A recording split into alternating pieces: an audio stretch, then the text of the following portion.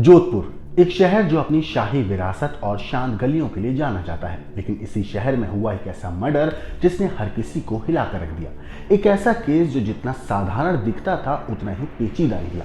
30 अक्टूबर 2024 की वो काली रात एक ब्यूटिशियन अनीता चौधरी अचानक मौत के आगोश में समा गई। पुलिस ने जांच की, हत्यारे का पता लगाया गया। मामला खत्म हो जाना चाहिए था, लेकिन नहीं, क्योंकि कहानी में अभी कई राज दफन थे।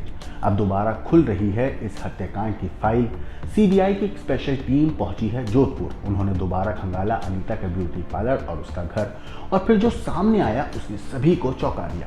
एक पुराना टैबलेट जो अब इस केस के सबसे बड़े सबूतों में से एक साबित हो सकता है। लेकिन सवाल यह है, जब जोधपुर पुलिस ने महीनों तक ये जांच की तो उन्हें ये टैबलेट क्यों नहीं मिला?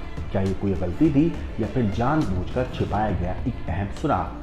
अब सीबीआई इस टैबलेट के डेटा को खंगाल रही है। डिलीट फाइल्स, कॉल लॉग्स और छिपे हुए मैसेज, हर एक सुराग इस गुत्थी को सुलझाने के लिए बेहद जरूरी है। इतना ही नहीं, इस केस में कई बड़े नाम भी शक के घेरे में आ गए हैं। गुलामुद्दीन, तैयब अंसारी, सुनीता और कई ऐसे नाम जिनका पर्दाफाश होना अभी बाकी है। क्या अनीता चौधरी की हत्या सिर्फ 10 लाख की सुपारी का मामला था, या इसके पीछे छिपे हैं कुछ और बड़े राज? सीबीआई हर परत को खंगाल रही है, हर सुराग को जोड़ रही है, हर कड़ी को मिला रही है। क्या वो उस शख्स तक पहुंच पाएंगे जिससे इस मर्डर का मास्टरमाइंड बनाया जाएगा? और क्या ये टैबलेट हत्यारे को बेनकाब कर पाएगा? नमस्कार दोस्तों, मेरा नाम है मोहम्मद आसिम। दरअसल जोधपुर में हुए ब्यूटिशियन अनीता चौधरी हत्याकांड की गुत्थी सुलझाने के लिए सीबीआई टीम दिल्ली से जोधपुर पहुंची। टीम ने अनीता के ब्यूटी पार्लर और घर में छानबीन की, जहां उन्हें एक ऐसा सुराग मिला जिसने पुलिस की पुरानी जांच पर सवाल खड़े कर दिए हैं। एक पुराना एंड्रॉयड टैबलेट। अब इस इलेक्ट्रॉनिक डिवाइस की मदद से अनीता की कॉल डिटेल्स, पुराने कॉन्टैक्ट्स और डिलीट किए गए डेटा की गहराई से जांच होगी। लेकिन बड़ा सवाल यह है कि जो सबूत सीबीआई को अब मिला है वो 3 महीने की जांच के दौरान जोधपुर पुलिस के हाथ क्यों नहीं लगा? अनीता चौधरी के कत्ल को लेकर सबसे बड़ा आरोप सुपारी देकर मर्डर करवाने का है। पुलिस की चार्जशीट में यह कहा गया है कि जो मुख्य आरोपी है वो है गुलामुद्दीन, जो अनीता की ब्यूटी पार्लर के सामने लॉन्ड्री की दुकान चलाता था। उसमें सह आरोपी बनाया गया है उसकी पत्नी आबेदा को, और अन्य नामजद में तैयब अंसारी और सुनीता है। वहीं मीडिया रिपोर्ट्स में ऐसा कहा जा रहा है कि अनीता की सहेली सुनीता की भूमिका संदिग्ध लग रही है। क्या वो सिर्फ एक गवाह है या इस मर्डर मिस्ट्री में उसकी भी कोई भूमिका है?